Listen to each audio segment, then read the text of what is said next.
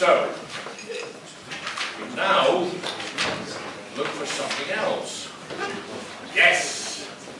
Now then, go back again to the 50s, when there was no sliced bread.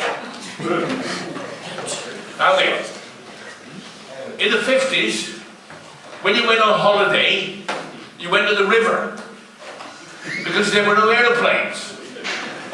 You didn't go anywhere else. They hadn't even invented butlins, you see. So you had to go to the river. Right? And you'd have a fortnight off, wherever it was, and you'd go to the river. And the river in those days was absolutely full. And the incredibly strange thing was that the pumping station was just up the road, so all the effluent used to come into the river. Right? But we didn't care, because we were immune to all sorts of things, because we were children that grew up and we weren't immunized.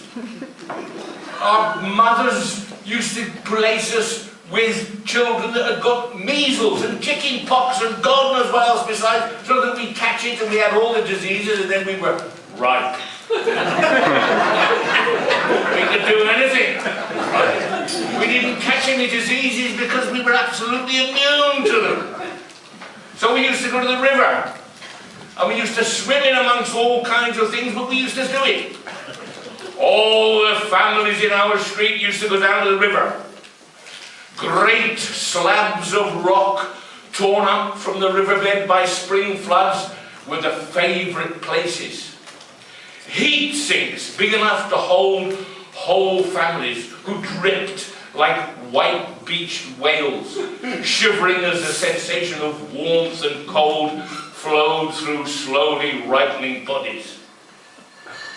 Once installed, dads used to go back to collect forgotten things, returning after 3, shouting and laughing as they tried to push each other fully clothed into the deepest pools, until tired out, foul, beer-breathed and farting, they went to sleep under the great ash trees, whilst the next generation hunted with forks for bullets, but caught instead old knotted contraceptives.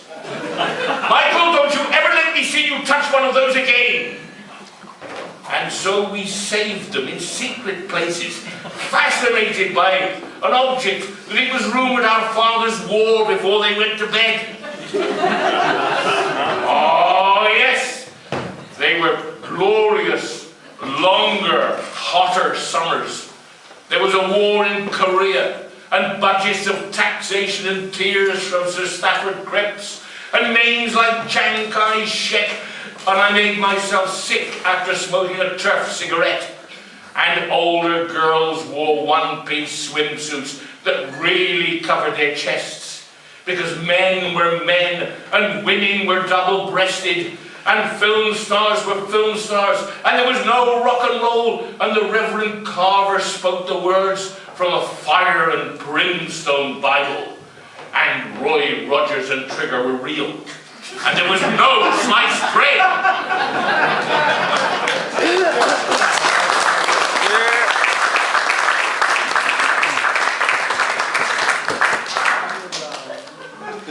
Right.